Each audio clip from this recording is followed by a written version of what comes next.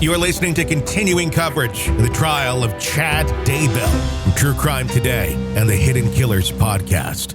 Let's go back to the courtroom. All rise. District Court's now in session. Honorable Stephen W. Boyce, Judge presiding. Thank you. Please be seated. All right. Good morning, everyone. Let's go ahead and have our jurors brought in, please. All right, please. Jury's all present. Account for your honor. Thank you. Please be seated. All right. Good morning, everyone. We're on the record now on case CR 22-21-1623, State of Idaho versus Chad Guy Daybell. We're continuing with evidence with the state's case in chief. Court will note the jurors are all present, properly seated and accounted for, and the court has received the signed juror affirmations of all of our jurors. So thank you again for continuing to follow the court's instructions.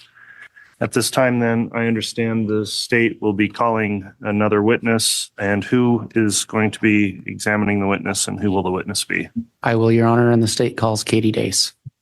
Very well, you may call your witness. I solemnly swear or affirm the testimony you're about to give will be the truth, the whole truth, and nothing but the truth, so help you God. Thank you.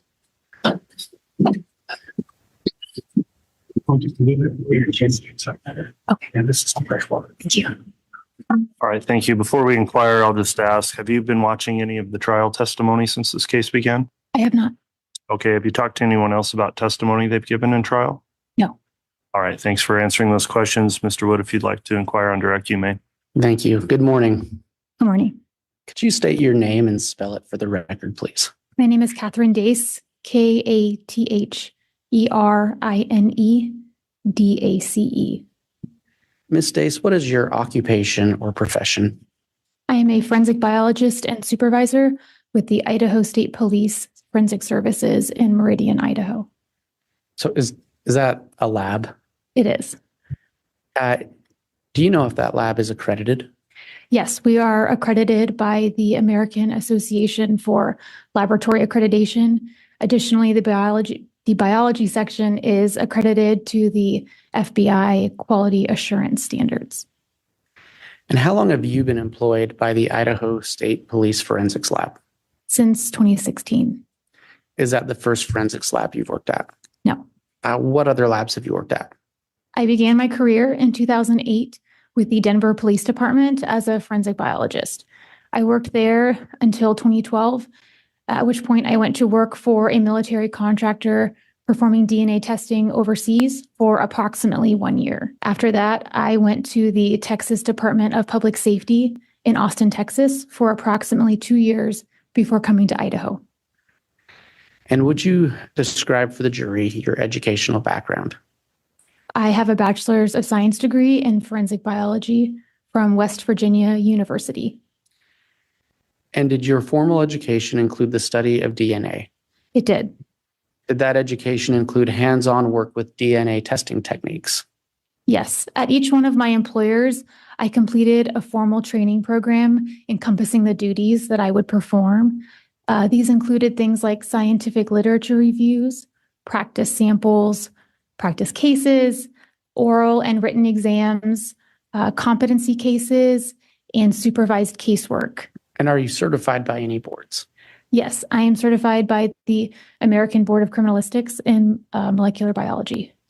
And what are your duties and responsibilities at the Idaho State Forensics Lab? I examine items of evidence for the presence of biological fluids and material and attempt to generate DNA profiles from those items. I will then compare DNA profiles I obtain to known reference samples in the case. And as a supervisor, I handle case management and personnel matters. Ms. Dace, did you receive evidence in the case of the state versus Chad Daybell? I did. And is that evidence identified in your lab by the number M2020-2233? It is. In general, what evidence did you receive into your lab in this case? I received autopsy samples from J.J. Vallow, including oral swabs, rectal swabs, penile swabs, hand swabs, and nail swabs. We received tape from around his hands, ankles, mouth, tape and plastic from around his head, and tape and plastic that the body was wrapped in. I received 2 swabs from an apartment in Rexburg, Idaho. I received tools and a necklace from the Daybell property. And I received known reference samples in this case for J.J. Vallow, Tylee Ryan, Lori Vallow, Chad Daybell, Melanie Gibb, Richard Mao, and Dennis Trahan. And did other individuals in your lab also perform work on this case? Yes. Your Honor, I'd ask that the witness be handed State's Exhibit 421. This is an Idaho State lab report by Rylene Nolan. I believe it comes in by way of stipulation. It's by stipulation, Judge. Very well. Exhibit 421, having been offered without objection, is admitted. Ms. Days, can you just quickly review the first couple pages of that? And what is that? This is a DNA report written by our laboratory. Right. And who wrote that specific report? Rylene Nolan. And are you familiar with Rylene? Yes, she is my supervisor and our laboratory manager. Right. And do you know what the purpose of that report was? This was parentage comparisons between samples from presumed to be J.J. Vallow and Tylee Ryan and Lori Vallow and J.J.'s father, Dennis Trahan. And Your Honor, may I publish that for the jury? Yes, you may. I almost called you Ms. Nolan. Ms. Days, can you explain to the jury the evidence description, the items that were being tested in this specific report? There are molars presumed to be from Tylee Ryan. There's a reference sample from Lori Vallow, a reference sample from Dennis Trahan, and we previously obtained a DNA profile from a tooth presumed to be from J.J. Vallow. Can you just read into the record the conclusions and interpretations of that report? Yes. So based upon evaluation of the DNA profiles obtained from item 23 and 25, Lori Vallow cannot be excluded as being the biological mother of the deceased individual said to be Tylee Ryan. The single parentage index for the loci examined is 2,528,000,000. At least 99.9999, there's 4 nines, of the female population would be expected to be excluded from the possibility of being the biological mother of Tylee Ryan. So that's not language that most of us usually use, right? Can you explain to the jury what that conclusion and interpretation means? So you get half of your DNA from your mother and half from your father. And so at every location, you are expected to share DNA from your parent to your child. And so this looks at the DNA between the presumed child and the parent and compares whether or not that person could be the parent of that individual. In this case, Lori Vallow is included as being the mother of the remains of Tylee Ryan. Thank you. And then if you could read the next paragraph, and I'll turn the page. The DNA profile obtained from item 32 is consistent with the profile previously obtained from item 21, an additional reference sample from Dennis Trahan. And if you could read that top. Based upon the evaluation of the DNA profile obtained from item 32, as well as the profile previously obtained from item 16.1, Dennis Trahan cannot be excluded as being the biological father of the deceased individual said to be Joshua J. Vallow. The single parentage index for the loci examined is 5,602,000. At least 99.9999 of the male population would be expected to be excluded from the possibility of being the biological father of Joshua J. Vallow. And again, because that's not language most of us use, can you just briefly explain what that said for the jury? It said that Dennis Trahan cannot be excluded as being the father of those remains. So he is included as being the biological father. Thank you. So, Ms. Dace, we had, before we went over that lab report, talked about some of the items you received in this case. Did you mention receiving bags? Yes. Let's talk about those. What kind of bags were they? What did they look like? It was a white plastic, appeared to be a grocery bag from around the head, and there was tape on it. And then there were several black what looked like black trash bags that were wrapped in tape that the body was wrapped in. However, those items, when we received them, had already been removed. So we received just the tape and the plastic separately. From those bags, were you ever able to locate or generate a DNA profile from any material located on those bags? So I did not do any DNA testing on the bags. I did do DNA testing on the tape. So I assisted Tara Martinez in collecting hairs and fibers from the tape. Most of the tape and plastic had decomposition fluid present. And so I tested those items for blood and they were positive. When examining the tape, I was looking for irregular edges that could indicate someone might have torn the tape with their teeth and left behind saliva. So I did swab a few of the tape ends. And then after latent print processing, I went back and swabbed areas of unidentifiable fingerprint ridge detail in an attempt to get a DNA profile.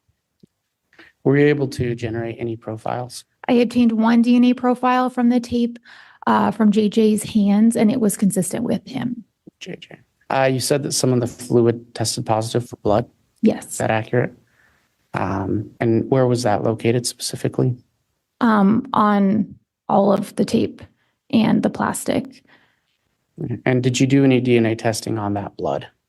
No. Why not? It was presumed to be the victims. During decomposition, your body breaks down. And so decomposition fluid often has blood in it.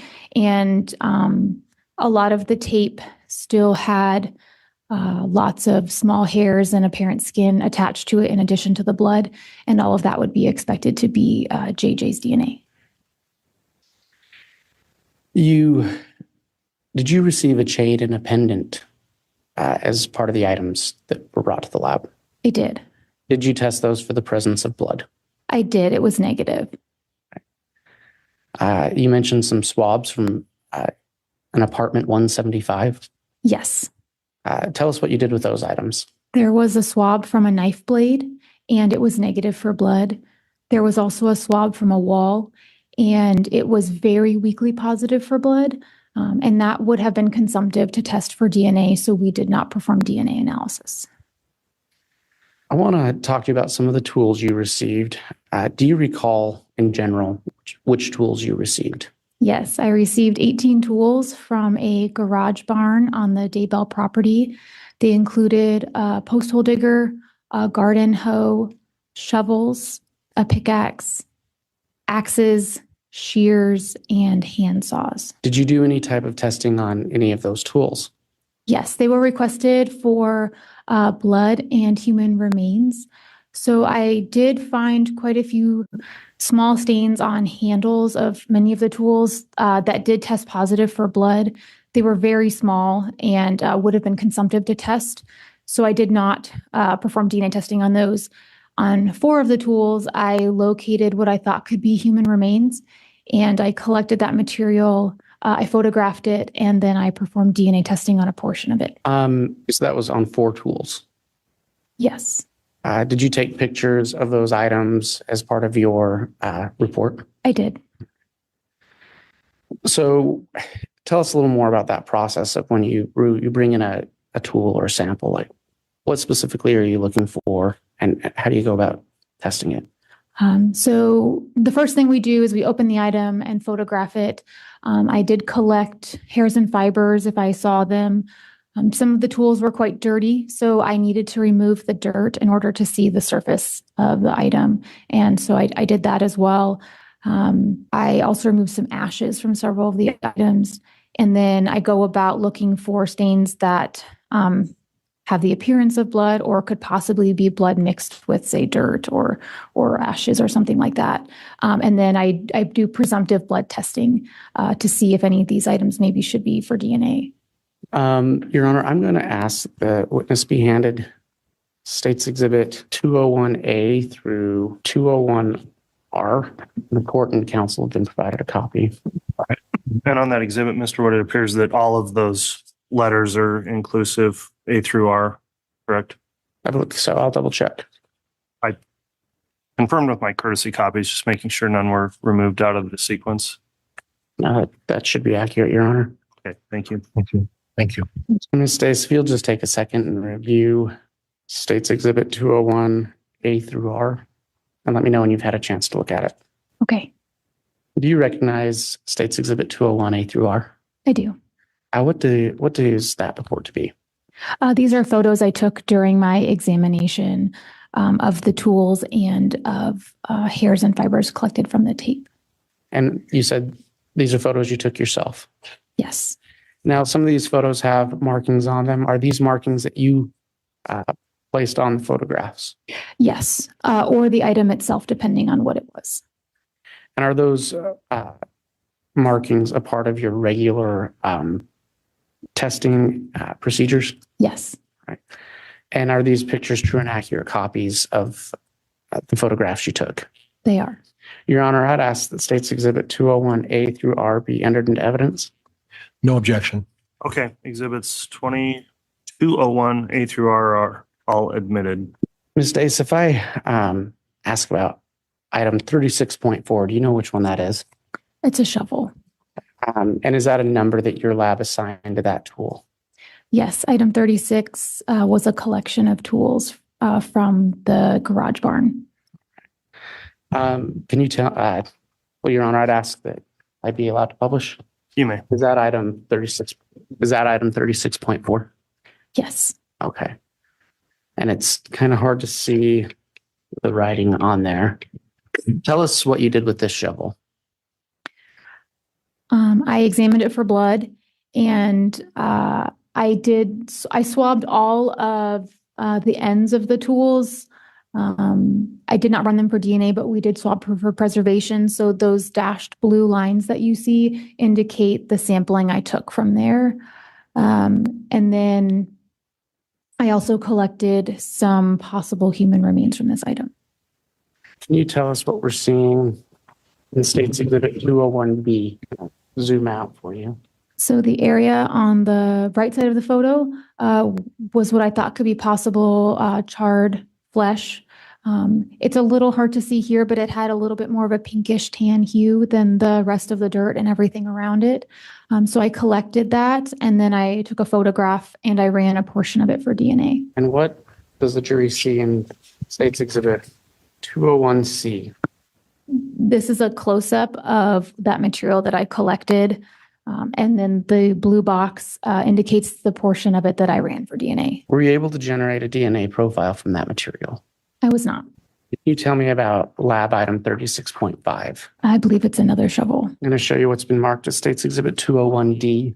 Do you recognize that image? I do. I took that photograph. Is that item 36.5? Yes. And what, did you do any type of testing on this item? I did the same as with the other tools. I tested for blood and then examined the tool head for blood or human remains. Was there any material that caught your attention? There was. I'm going to show you what's been marked as State's Exhibit 201E. What does the jury see in this image? Could you slide the photo up a little bit so you can That- see the labeling at the bottom? There we go. So this is again more material I collected from the shovel. It has a little bit different look than just dirt. It's more tan, and the pieces on the left are very, very small. But the material on the right was a little bit larger, and so I did collect both of them. And the one on the right was what I selected for DNA. I'm going to show you what's been marked as State's Exhibit 201F. Do you recognize that image?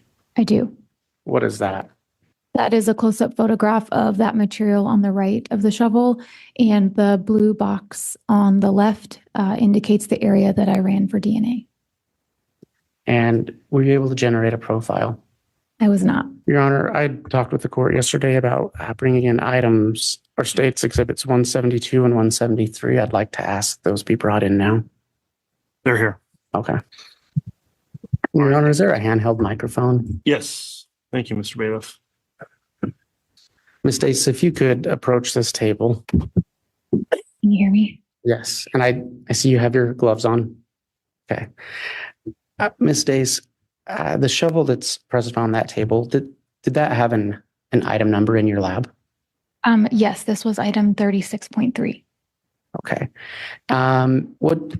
When you got that shovel, 36.3, and that's State's Exhibit 173. I'm just going to refer to it as the shovel, if that's all right with you. Okay. When you got that shovel, what did you observe? There were ashes present on it. It was also dirty. There's various staining on the shaft of the tool, and I did test them for blood, and on this item, they were all negative. And did you observe anything in the blade area of that shovel? I did. What did you observe? And please feel free to show the jury where you observed it. On the back of the shovel, there's a lip on the back edge, and there was some material adhered to the back of the lip that I thought could be human remains. And can you point to where you thought it was? Right in the lip, right here. Okay. And did you do any testing on that material? I did. I performed DNA testing. Right. And if you want to go ahead and have a seat, and we'll have you come down again in a minute. And you're on. I'll continue publishing through the Elmo. You may. Do you recognize? I apologize. This is State's Exhibit 201G. Do you recognize that item? I do. It's a picture of that shovel. The same shovel that we're looking at on this table? Yes. Okay. I'm going to show you what's been marked as State's Exhibit 201H. Do you recognize that picture? I do. It's a picture I took of that substance that's on the back lip of the shovel. It's circled. And then there's also some very small fragments near it that are pointed to. The one on the left, the larger piece, is what I ran for DNA. I'm just going to zoom in a little bit. Is there a pointer up on that desk? Yes. Could you, I realize that it's kind of circled, but if you could just point out to the jury what you see. Right there. And you said you collected and tested that. I did. I'm going to show you what's been marked as 201I. Do you recognize this image? Yes, that is a photo I took of that material once it was removed from the tool. And it says it was taken with a stereoscope. What is a stereoscope? A stereoscope is a type of microscope used to photograph images you can already see with the naked eye. It just gives you better resolution. This is not that photo. This is a photo just with my normal camera. Okay. I'm going to show you what's been marked as State's Exhibit 201J. And what is that? This is the photograph under that stereoscope of the material, and the blue box on the left is the portion that I ran for DNA. Okay. I'm sorry, I was a little distracted by the light shining off. Can you, what did you do with that? The portion on the left, I ran for DNA. Okay. And can you point out to the jury any other labels you have on that photograph? Yes, on the right, you can see that there's some green material caught in this piece of material, and it was visible just on the right side. So I selected the left side for DNA. Were you able to test that green material? No. Is that the type? Does Idaho State Lab do that type of testing in Meridian? No. Were you able to, in regards to the left portion that you tested, were you able to obtain a DNA profile? I was. And how did you do that? The DNA process starts by breaking open all the cells in the sample to release the DNA. And then I will determine how much DNA I have present in the sample. I will copy the specific locations we look at for forensic DNA testing, and then I will visualize that DNA profile, which looks like peaks on a graph. And you were successfully able to generate that profile? I was. All right. Did you receive any known DNA profiles prior to your testing? Yes. Once we established the parentage for the tooth presumed to be from Tylee Ryan, we used her DNA profile as her reference sample. And did you compare the DNA profile from this material with Tylee Ryan's sample? I did. What were the results of that testing? The DNA profile from this item matched Tylee Ryan. It is at least 604 octillion times more likely to see this DNA profile if Tylee Ryan is the source than if an unrelated, randomly selected individual from the general population is the source. Can you say that number one more time? 604 octillion. How many zeros are in an octillion? An octillion is 27 zeros. Thank you. Ms. Dace, can you tell me about lab item 36.1? It is a pickaxe. Do you see that lab item in this room today? I do. All right, would you be willing to again approach this table? Yes. Can you tell can you hold up and identify that item for the jury? Yes. So one side has labeling, and then one side has no stickers. I can't hear you. One side has labeling, and then the other side does not have any stickers. Ms. Dace, what, if anything, did you do with this pickaxe?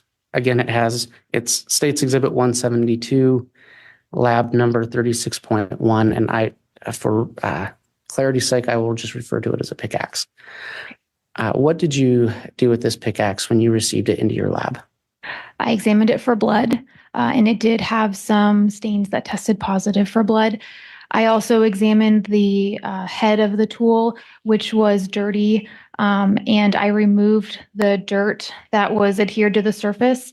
And underneath that dirt, I found what I thought could be ashes and human remains embedded in the eye of this pickaxe, which is right here. And I collected those, photographed them, and then I ran some of it for DNA. So when you received that item, it didn't look the same way it does today, correct?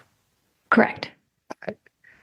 You kind of described it, but if you could just describe what it looked like when you received it. All of these circles that you may see, I made those. So those were not there. And again, it was dirty. The blade had a fair amount of light brown dirt adhered. And so again, I had to remove it. I also ultimately swabbed the head of this item. So I have swabbed this whole area. So it's much less dirty than it was. There did appear to be some possible burn marks in the item as well, in addition to the burnt material that appeared to be inside the eye. And you can go back to the stand. Just really quick, I did want to point out there are 2 stains here on the pickaxe, and I did ultimately run those for DNA as well. Ms. Dace, I'm going to show you on the Elmo what's been marked as States Exhibit 201K. Do you recognize that exhibit? Yes, that is the pickaxe we just looked at. The same pickaxe that's on the table in the courtroom. Correct. I'm going to show you what's been marked as 201L. And if you can describe for the jury what you see in this picture. So on the leftmost side of the photo, there's what appeared to be dirt. That was the top surface of what I was examining. And so I removed it and put it off to the side. And then in the middle, what you see is that darker material that was embedded around the eye. And I also collected that separately and took a photo of it. And then ultimately I went back through it looking for anything I thought I could run for DNA. And were you able to find anything that you could run for DNA in that? I was. You to look at States Exhibit 201M. You recognize that image? I do. What is that? That is a photograph of some stains on the handle that tested positive for blood. Were those the 2 you pointed out to the jury? They were. I'm going to go a little bit out of order. I'm going to show you what's been marked as States 201O. And if you can tell the jury what you observed in this image and what you were doing. So that is a photo of the tool once I removed that top layer of dirt, and I haven't removed the dark material from the eye. As you can see, it's all around the shaft, and it's a little hard to see because it's dark, but it's basically in between the metal and the shaft as well, and then it's adhered to the surface of it. And now I'm going to show you what's been marked as States Exhibit 201N. What is that? That is a photograph of some of the larger pieces of material that I removed from that dark pile of debris from the eye. I'll show you what's been marked as States Exhibit 201P. Do you recognize that picture? I do. And what does it represent? It is a portion of what was in the previous photo. It was the largest piece of material I found. What did you do with that? The area in the blue box is the portion that I ran for DNA. Were you able to obtain a DNA profile from that subject? I did. I obtained a partial DNA profile. And can you explain for the jury what a partial DNA profile is? It means that at some of the locations we tested, we did not get results. That's very common in samples with a low level of DNA or samples that are degraded. And when you say degraded, what could cause degradation? Heat. So being subjected to a fire could cause that degradation. And when you obtain a partial DNA profile, are you still able to do a comparative analysis against a known profile? In this case, yes. Okay. Is it accepted in the scientific community to do a comparative analysis with a partial profile? Yes. What were and in this case, did you do that comparative analysis? I did. What did you compare it against? I compared it against the known reference samples I had in this case. And can you just remind the jury what those known reference samples were? At this time that I was doing this examination, I had a reference sample from J.J. Vallow, Tylee Ryan, Lori Vallow, and Chad Daybell. And from your comparative analysis, did you come to any conclusions? Yes, Tylee Ryan was a possible contributor to that partial DNA profile. It is at least 159 trillion times more likely to see this DNA profile if it originated from Tylee Ryan than if it originated from an unrelated, randomly selected individual from the general population. Okay. And again, that's kind of, for lack of a better word, scientific speaking. Just from a layman's perspective, how would you describe that? So it means that all of the locations we tested where we had information, the peaks that were present were the same peaks that were present in Tylee Ryan's reference sample. Thank you. I'm going to go back to State's Exhibit 201M. You mentioned, I believe, that you did some testing on those two spots. Yes, I tested them together for DNA. And did they initially test positive for blood? They did. And can you tell the jury how you, the process by which you performed your DNA testing on that blood, on those blood spots? It was the same as what I explained previously. I would swab those stains, and then I would break open all of the cells, determine how much DNA is present, copy those locations that I test, and then visualize that DNA profile. And if I do get a DNA profile, I will ultimately make comparisons to reference samples in the case. Were you able to obtain a DNA profile from those samples? I was. Did you perform a comparative analysis between that profile and any other known profiles? Yes. Were you able to reach a conclusion from that comparative analysis? I was. What was it? This DNA profile also matched Tylee Ryan.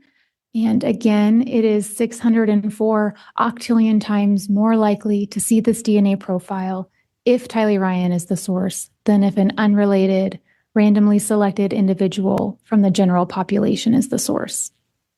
Ms. Stace, you spoke earlier about examining duct tape. I did. Is there a priority of different types of forensic testing for an item such as duct tape? For this case, given the amount of blood and decomposition fluid and skin that was present on quite a bit of the tape, it was going to be difficult to find foreign DNA. And so we did collect hairs and fibers, but ultimately we gave the preference or the priority to latent prints that could better establish a direct connection between the tape and the person who handled it. And you mentioned collecting hairs. Yes. I'm going to show you what's been marked as State's Exhibit 201Q. I don't know if you'll be able to make out what's on there, but do you recall taking these pictures? I do. And I understand it's difficult to see after it's been photocopied, but what was this a picture of? Each one of these adhesives contains one or more hairs and fibers that were collected from the tape pieces we examined. And State's Exhibit 201R, what do you observe there? Those again are more hairs and fibers collected. If you can see the yellow circles on the yellow up at the top, those are indicating where those are. And are these some of the hairs that were collected from the tape and plastic that was wrapped around JJ? Yes. Did you attempt to obtain DNA profiles from any hairs in this case? Yes, we ran several hairs for DNA. Were you able to generate any profiles? No. And so if you don't have a profile, you can't compare it to a known profile, correct? Correct. Are you, Ms. Stace, are you aware if any of the hairs collected were sent to private labs? Yes, I believe some of them were. Your Honor, I'm going to ask that the witness be handed State's Exhibit 200. Court and counsel have courtesy copies, and I believe this will come in by way of stipulation. Okay, Exhibit 200's been offered. Is there any objection from the defense to admitting it? There would be no objection. All right, Exhibit 200 is admitted. Ms. Stace, if you can just briefly look at that. Are you familiar with that document? I am. What is it? This is a report from Bodie Technology, which is a laboratory in Virginia. And Your Honor, if I may publish that. You may. And are you aware of what items were sent to Bodie Laboratory? Yes, one of the hairs that I collected from the tape on the, what we called the body bag. So the tape and plastic that the whole body was wrapped in. Now, to be clear, you did not perform this testing. Correct. Are you familiar with the type of testing that was performed and documented in this report? Yes, the DNA typing technology is the same that I use. And in Ms. Stace's understanding that this is not your report, but that this is an item stipulated to by the parties. If you could just briefly at the top up here describe the item numbers that were sent. S25, which is a DNA extraction of the known reference sample of Lori Vallow. V23, which is the DNA extraction sample for Tylee Ryan. And item 46, which appears to be the reference DNA extraction of Melanie Gibb. And I'm going to point your attention to here where it says STR processing results, conclusions, and statistics. Could you, and I will make that a little bigger for you, if you could just read that into the record. DNA profiles were provided for the following samples: S25, Lori Vallow Daybell, V23, Tylee Ryan, and 46, Melanie Gibb. And if you'd read the next couple paragraphs there. The partial DNA profile obtained from sample CCB 2235-0241-E-01 is consistent with a female contributor, female 1. This partial DNA profile matches the DNA profile provided by Lori Vallow Daybell. The probability of randomly selecting an unrelated individual with this partial DNA profile is at least 1 in 71 billion in the U.S. population. And I'm not going to ask you to read the rest of that. So this was, to your knowledge, a hair collected from black bags wrapped around JJ Vallow? Yes, it is given the item number 11.16.8b. That is the piece of tape labeled number 8 by our laboratory, and that was one of the hairs from that tape. Okay, so from the tape on the black bags? Yes. Okay. And from your understanding of this report, they tested it against Tylee Ryan, Lori Vallow, and Melanie Gibb? Correct. And it matched for Lori Vallow? Yes, as a partial DNA profile.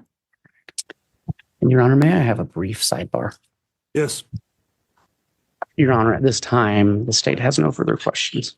All right. Once you're ready, counsel, cross-examination, Mr. Pryor. And Judge, I'm going to need Exhibit 35 and 36, which is Defense Exhibit 35 and 36. Okay, we'll get those for you. In addition, Judge, I'm going to move for Defense Exhibit 48, which represents the Bode Laboratory report. My understanding is this is being, there's a stipulation regarding the admission of Exhibit 48. It's been previously provided to the state. Any objection on 48? State doesn't have an objection to the Bode Lab report coming in. I do believe we've already just admitted it though.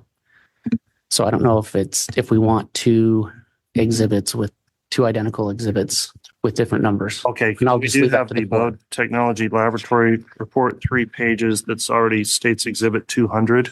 Yes. Is that the same thing as Exhibit 48?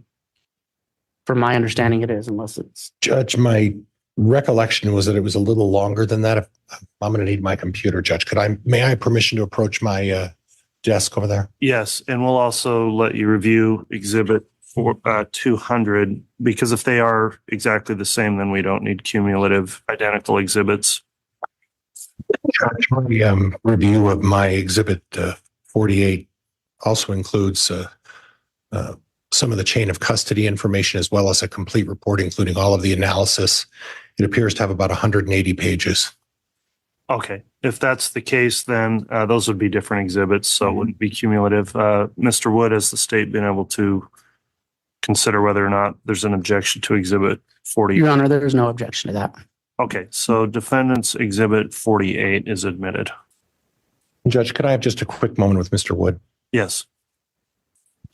Judge, in addition, defense has an Exhibit 49, which is an Astria report.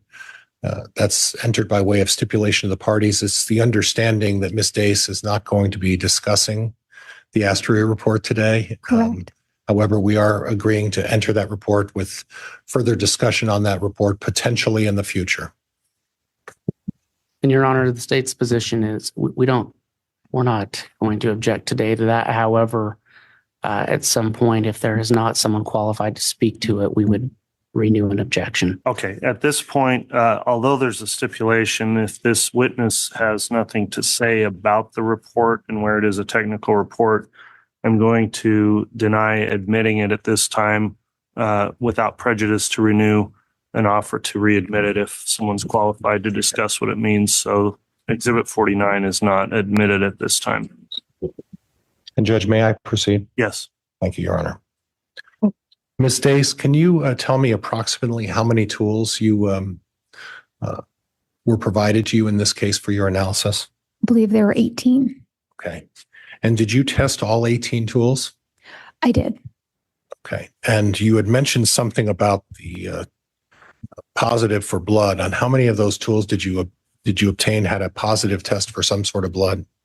I would need to look at my report to be sure. Do you have your report here today? Yes.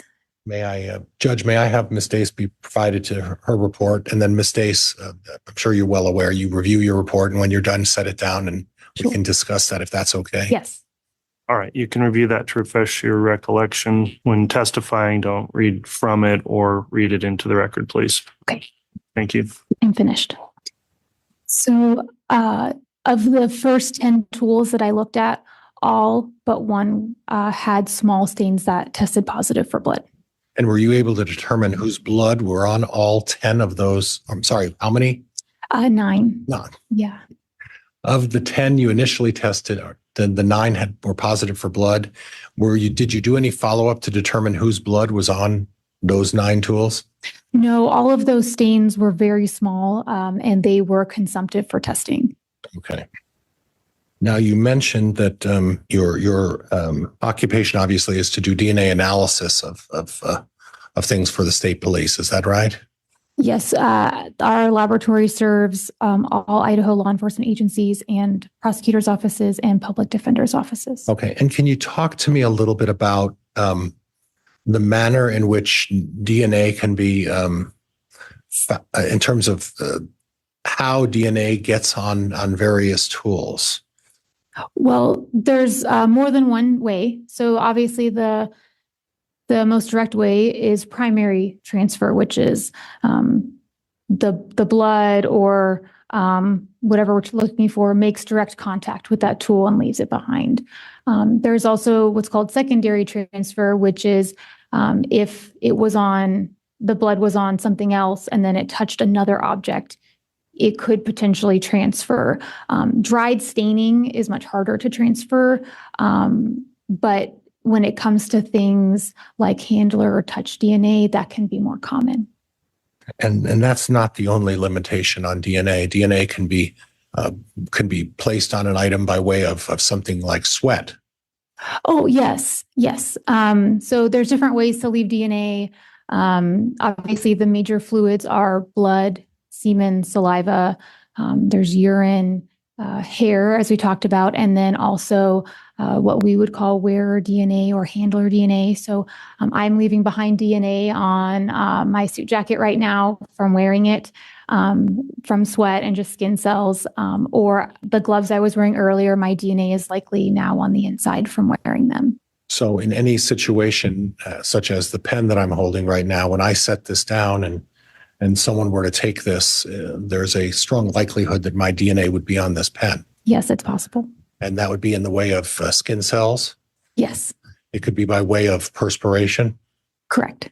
It could be by way of just my breathing, and I please forgive me if I spit or if there's some sort of air fluid that comes out. My DNA could be found on that as well by way of me just simply breathing on this pen, correct? Yes.